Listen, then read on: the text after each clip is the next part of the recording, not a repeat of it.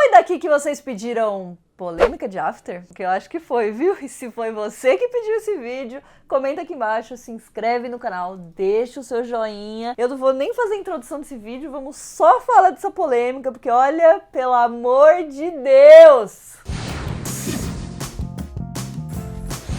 Bom, sem introduções, sem muita enrolação, né? Vamos falar de polêmica de after. Esse é um vídeo que eu prometi pra vocês lá quando eu falei sobre after no primeiro vídeo, que eu vou deixar aqui no izinho linkado, né? Eu falei a primeira vez sobre a adaptação, sobre os livros, e muitos já me pediram no Instagram, no Twitter, aqui no YouTube vocês já pediram, e eu prometi que eu ia fazer esse vídeo, mas eu tava esperando chegar um pouquinho mais perto do filme, né? Pra gente também poder discutir isso com um pouquinho mais de tempo, né? A gente ter mais calma. Afternators, fiquem calmos, a gente vai discutir tudo com muito amor e muito carinho. E pessoas que não são afternators, que são contra after, também sentem, ouçam, de repente vocês podem aprender uma coisa nova, descobrir uma coisa um pouco diferente sobre a saga de livros. Eu já vou falar aqui que eu não li todos os livros ainda, tá, gente? Ó, vocês vão ter que, né, me dar um desconto, porque a gente tem aí 7 livros de 500 páginas, de 600 páginas. Eu li até o segundo livro, né, até metade do segundo, mas eu achei que a gente já tinha bastante pano pra poder conversar, principalmente com o que eu já vi do filme também, né? Eu já vi 2 cenas a mais do filme, então acho que já dá pra gente ter uma conversa bem bacana. Eu pretendo, sim, terminar de ler todos os livros. Quem sabe, depois que eu terminar, eu trago um vídeo falando sobre isso, um pouquinho mais aprofundado, de repente, né? Mas eu acho que isso é um tema muito importante, é um tema muito delicado, mas eu acho que era muito importante eu vir aqui falar com vocês. Eu sei que vocês sempre pedem muito isso, então eu queria muito trazer isso aqui pra vocês. É muito normal a gente ver filmes, em séries, em livros, né? Em qualquer coisa de cultura pop, a temática do relacionamento abusivo sendo abordada. As pessoas gostam bastante de gastar a palavra romantização do relacionamento abusivo, e eu tenho a sensação de que na maior parte das vezes as pessoas não entendem o que exatamente significa a romantização do relacionamento abusivo. A romantização é quando você, de fato, né, romantiza uma determinada situação ou uma determinada coisa. Então, por exemplo, não estou falando de séries agora, estou falando, né, de coisas da vida real, por exemplo. Se o cara namora com a menina e proíbe ela de sair com os amigos sem ele, não é porque ele ama ela, não é amor incondicional, isso não é prova de amor, isso não é. Essa frase, ele faz isso porque ele ama ela, isso é a romantização do relacionamento abusivo. E a gente vê isso em diversos casos, e a gente vê isso em níveis extremos, como foi o caso quando a gente teve a série You, né, Você, que estreou na Netflix no ano passado, onde a gente tem um cara que é um stalker completamente louco, ele é psicopata, ele mata as pessoas, ele vigia e cuida de todos os minutos e segundos da vida da pessoa que ele gosta, e ele, pra ele mesmo, justifica isso como o amor. Na cabeça dele, isso é o amor.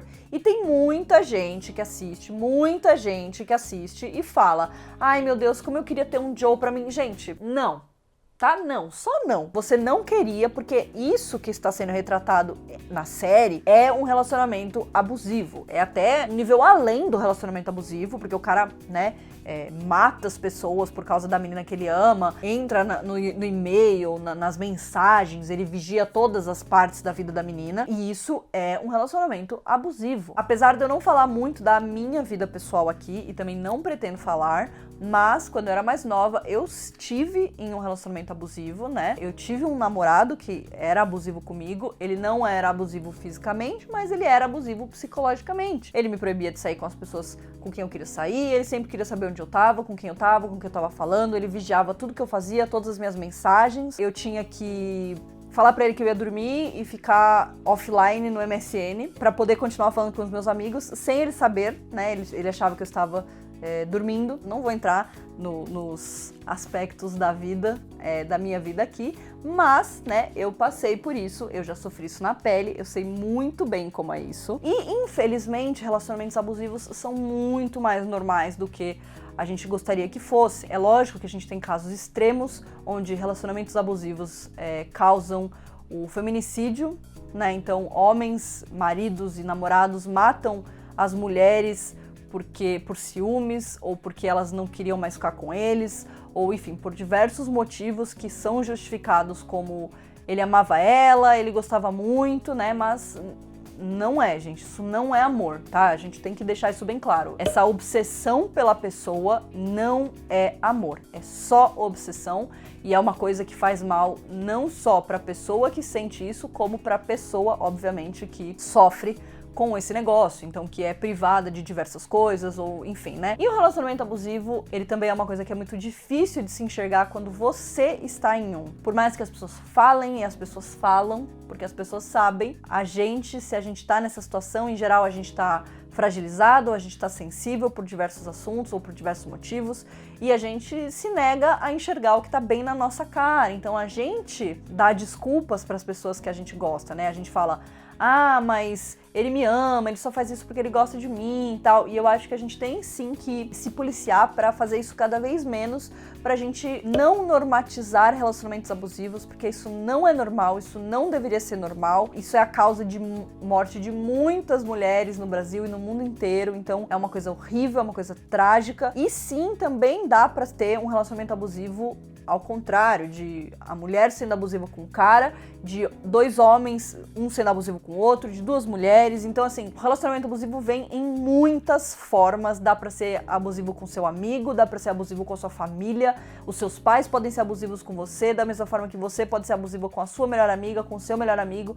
Então, assim, eu acho que às vezes a gente perde um pouco a noção de aonde a gente termina e o outro começa, né? Isso pode acontecer em qualquer relação, em qualquer relacionamento da vida, tá? E a gente não pode romantizar, a gente não pode normatizar isso. Mas, ao mesmo tempo, é muito importante que séries e filmes e livros tratem sobre esse assunto de uma forma responsável, porque isso é um assunto que é importante, ele existe, ele acontece muito mais do que a gente imagina. Então é muito bom se a gente puder ver isso da forma que ela realmente é. E eu acho que isso é uma das coisas que eu mais gosto em You, que é uma série e um livro que é divertido, ele te prende, ele tem um mistério e ao mesmo tempo ele te ajuda a questionar várias coisas da forma com que a gente enxerga relacionamentos, que a gente vê relacionamentos abusivos, que a gente vê os limites, né? Então eu acho que isso é muito legal, mas isso é papo para outro vídeo. Hoje a gente vai falar de After. Ah, um detalhe importante. Neste belíssimo vídeo aqui, teremos spoilers de After, do livro, porque eu ainda não sei os spoilers do filme. Então teremos spoilers do livro. Então se você não quer nenhum spoiler, né, infelizmente não recomendo esse vídeo pra você. Se você não conhece After, After é uma série de livros da Anna Todd.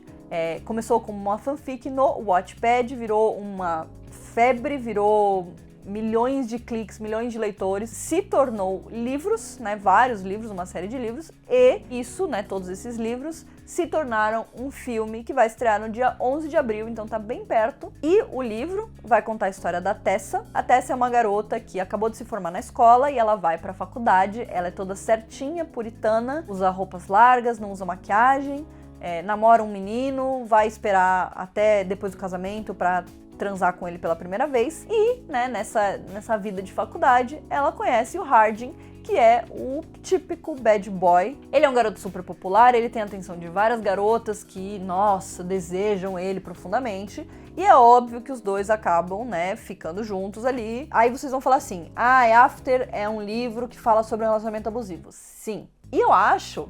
Isso é a minha interpretação do livro, tá? Eu acho que o livro, ele retrata um relacionamento abusivo não só do Hardin com a Tessa, como também da Tessa com o Hardin, como também da mãe da Tessa com ela. Então, basicamente, todos os personagens estão cercados por relacionamentos abusivos. E eu acho que isso explica bastante sobre porque eles são da forma que eles são. A gente tem um livro bem longo, a gente tem muitos momentos onde a gente pode entender um pouco mais sobre aqueles personagens e por que eles são daquela forma, né? Mas eu vou me focar bastante no relacionamento da Tessa com o Hardin, que acho que é o mais importante. Eu acho que tem muitos momentos onde a bandeirinha vermelha, né, apita na minha cabeça assim, ó, relacionamento abusivo, relacionamento abusivo. Muitas frases, né, que indicam bastante isso, mas a gente sabe que, basicamente, o livro ele mostra bastante o Hardin e a Tessa ficando juntos, daí eles brigam e aí eles ficam juntos, o Hardin trata a Tessa mal, o Hardin é todo controlador da vida dela, todo ciumento, a Tessa deixa isso acontecer, deixa ele controlar, né, ela enfim, começa a ficar um pouco perdida aí nessas coisas. Ela justifica muitas coisas que ele faz, dizendo que ele só faz isso porque ele ama ela, e eu acho que isso é um dos pontos mais importantes pra gente olhar e falar assim, beleza, isso aqui é um relacionamento abusivo. A história, que me dá até um pouco de embrulho no estômago de falar sobre, né, esse ponto da história, mas os dois vivem um relacionamento abusivo desde o primeiro momento, assim, porque o Hardin invade a privacidade da Tessa, ele não liga pro que ela fala, ele trata ela mal, ele destrata ela pelas roupas que ela usa, pela forma com que ela se veste. Eles brigam, terminam, voltam, se xingam, se ofendem, são grossos um com o outro, voltam de novo. O Hardin bate nas pessoas, quebra coisas. Ele é um cara completamente descontrolado em muitos aspectos. E a Tessa continua justificando sempre que tudo que ele faz é porque ele gosta muito dela e tal. Até que lá no final do livro, o Hardin convence a Tessa a ir morar num apartamento que ele alugou para os dois. E ele convence ela de que forma? Fala pra ela. Ela fala que ela vai pensar sobre o assunto, mas ela ainda não tá muito certa, porque eles só estão juntos há poucos meses. Nisso que ela está pensando, o Hardin vai lá, aluga o apartamento, paga pelo apartamento sozinho, leva ela lá e fala que já pegou todas as coisas dela do dormitório, botou lá no apartamento, e é isso aí, vamos morar aí. Então, tipo assim, gente, calma lá, né? Eu acho que morar junto é óbvio, é um passo importante, mas eu acho que cada um tem que ter poder de decisão sobre querer ou não morar com os outros. Aí, morando lá, o Hardin leva ela pro trabalho, controla tudo que ela faz, com quem ela fala, onde ela tá. Até que, depois de determinada briga que os dois têm, a Tessa encontra os amigos do Hardin lá numa lanchonete. Inclusive, uma das garotas que o Hardin costumava pegar, que é uma garota que a Tessa odeia, e ela odeia a Tessa também. E aí, nessa situação, as pessoas contam pra ela, né, a Molly, que é essa garota, conta pra ela que, na verdade, o Hardin só ficou com ela e só foi atrás dela por conta de uma aposta. Então, os amigos dele apostaram com ele que ele não conseguiria pegar essa garota, que era virgem e puritana, transar com ela, e essa era a aposta. E aí, nisso, o Hardin fez tudo isso, se apaixonou pela Tessa e tava tentando justificar aquilo, né, como amor e tal. E, gente, desculpa, não. Se a pessoa fica com você só por conta de uma aposta, tá errado. Eu acho que isso é uma coisa que a gente vê muito em filme, muito em série, mas isso não tá certo, isso não é certo. E aí o que acontece?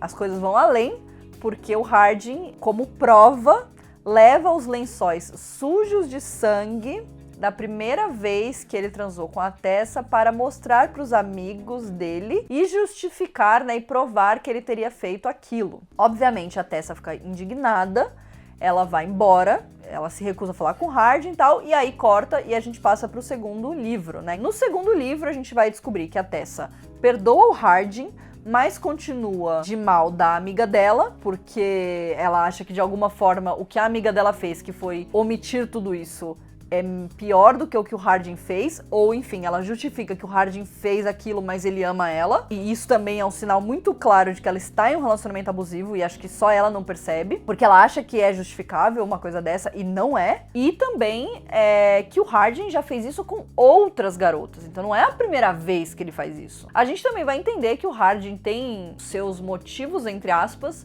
para ser da forma que ele é, porque o Hardin teve uma infância difícil, ele viu a mãe dele sendo estuprada na frente dele por culpa do pai dele, né? E, enfim, obviamente isso desencadeia diversos problemas de personalidade nele, né? E de noção da vida. E, enfim, tudo vira uma bola de neve gigante, parece que tudo só vai piorando. Muita gente fala, porque a autora, ela sabia que ela tava falando de relacionamento abusivo e ela quis retratar isso, né? Eu educadamente discordo, tá? Eu acho que, assim, a Anna Todd, ela era bem nova quando ela começou a escrever After. Provavelmente ela tinha na cabeça dela que isso era, sim, um romance. E ela cresceu, obviamente, ela percebeu que não. E aí, aos poucos, durante os outros livros, ela foi tentando ativamente falar sobre isso. Pelo que eu entendo também, né, que eu ainda não cheguei nessa parte, mas o Hardin vai buscar ajuda psicológica, porque realmente ele tem muitos transtornos e etc. Mas eu acho, assim,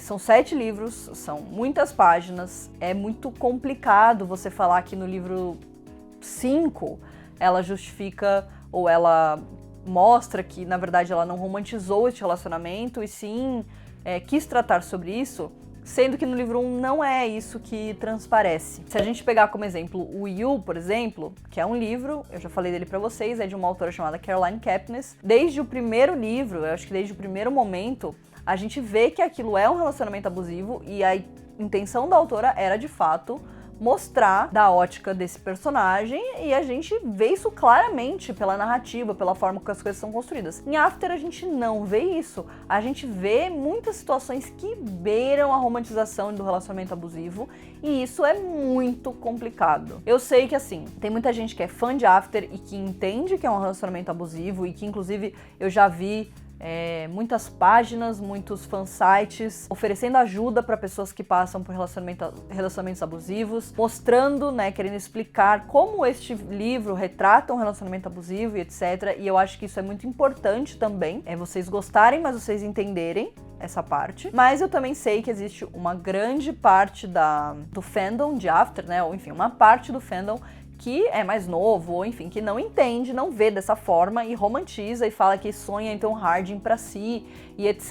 E é aí que começam os nossos problemas, entendeu? No final das contas, a obra ela precisa estar muito explicada para não dar margem para segundas interpretações. Então, se numa obra como You, onde as coisas estão super explicadas, algumas pessoas ainda romantizam e ainda sonham em ter um Joe para elas, imagina numa obra como After, onde a linha é muito tênue e eu acho que em vários momentos ela acaba ficando borrada e as pessoas confundem as coisas. Eu acho que o primeiro livro ele falha em, de fato, não romantizar em vários momentos, né? E eu acho que isso é sim complicado. Acho que o segundo livro joga ainda mais um monte de informação que acaba piorando muitas coisas. Enfim, gente, eu acho que é isso. Eu acho que a gente precisa ter consciência, a gente precisa, né, ver as coisas do jeito que elas são. A gente pode ser fã, a gente pode gostar. Eu não tô criticando quem eu não tô criticando quem gosta, quem não gosta, não tô julgando também, eu só acho que a gente precisa ter muito cuidado com esse tipo de coisa, porque a linha é muito tênue e é muito fácil dela ser ultrapassada,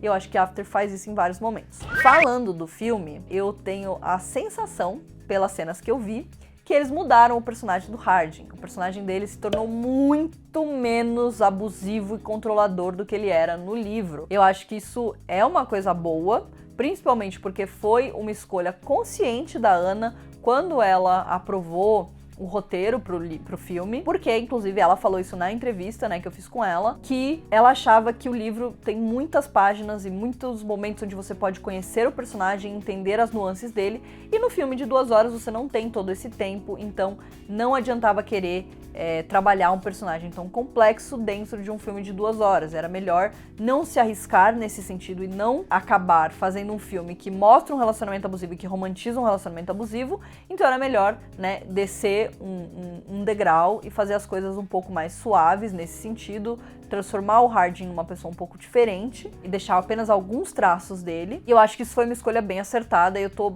bem curiosa pra ver isso no filme, porque eu acho que isso pode ajudar bastante a tirar esse peso desse filme, que no final das contas eu acho que ele não tem maturidade para lidar com todas essas questões. Eu acho que o próprio livro, eu acho que a própria Anna Todd, quando ela escreveu o primeiro livro, não tinha essa maturidade de fato trazer esse assunto para a luz e discutir ele, né? De fato iluminar essas questões e de fato discutir elas de forma madura, trazer argumentos ou, enfim, explicações plausíveis ou pelo menos não romantizar em muitos momentos. Vamos conversar aqui nos comentários, comentem também o que vocês acham, a posição de vocês em relação às coisas.